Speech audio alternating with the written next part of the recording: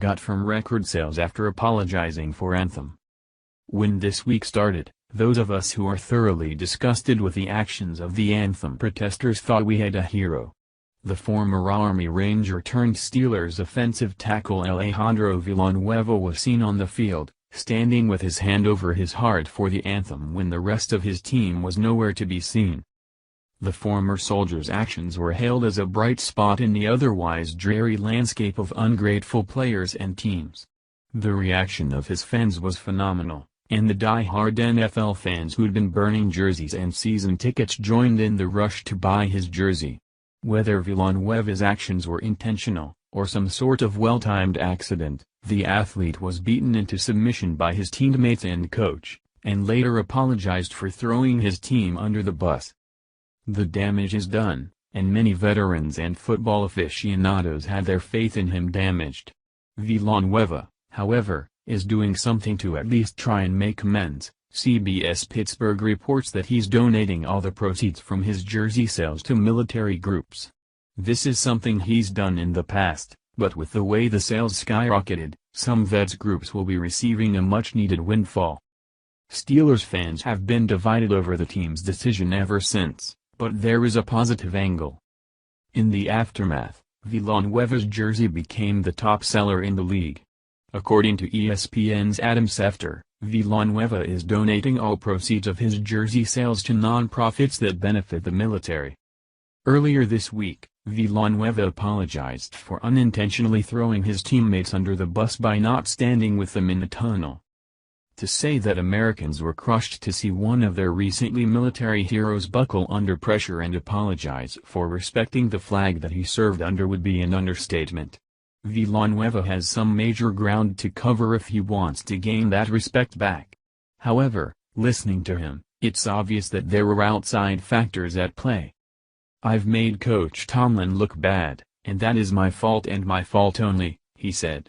"I made my teammates look bad, and that is my fault, and my fault only. And I've made the Steelers also look bad, and that is my fault, and my fault only." On Tuesday, Coach Mike Tomlin said there was no need for Villanueva to apologize. "I don't know why Villanueva was apologizing. He had nothing to apologize for. I guess he feels like he brought this upon us somehow and that's a shame," Tomlin said. Tomlin also explained that the decision to stay in the tunnel was done in an effort to not make a political statement. "We just decided that we were going to sit it out, that we weren't going to play politics. We were going to come play the game," Tomlin said. The means of doing that was to stay in the tunnel and to not have a demonstration of any kind when the anthem was playing and then take the field and go play. It looks as if the Steelers were trying to push their players into not respecting the flag, but one soldier did it anyway, and now the team has been caught in the middle of a PR nightmare and they're trying to get out of it. It's obvious by listening to this soldier's statements that he's not a troublemaker. Villanueva may well not have even known what he was doing when he made it out onto the field. He may have just thought the timing was off and that the team didn't hustle themselves out fast enough and they had to pause. But he did what came naturally to him, he stopped and covered his heart. The fact that it wasn't a political statement to him, doesn't detract from the fact that it was a knee-jerk reaction of someone who put himself in danger to protect you and I and that flag. Earlier Tuesday, Steelers president Art Rooney II issued a letter to fans saying the decision was not intended to be a boycott of the national anthem. "I want to reach out to you, the members of Steelers Nation, based on what I believe is a misperception about our players' intentions in not taking the field for the national anthem in Chicago. The intentions of Steelers players were to stay out of the business of making political statements by not taking the field. Unfortunately, that was interpreted as a boycott of the anthem, which was never our players' intention."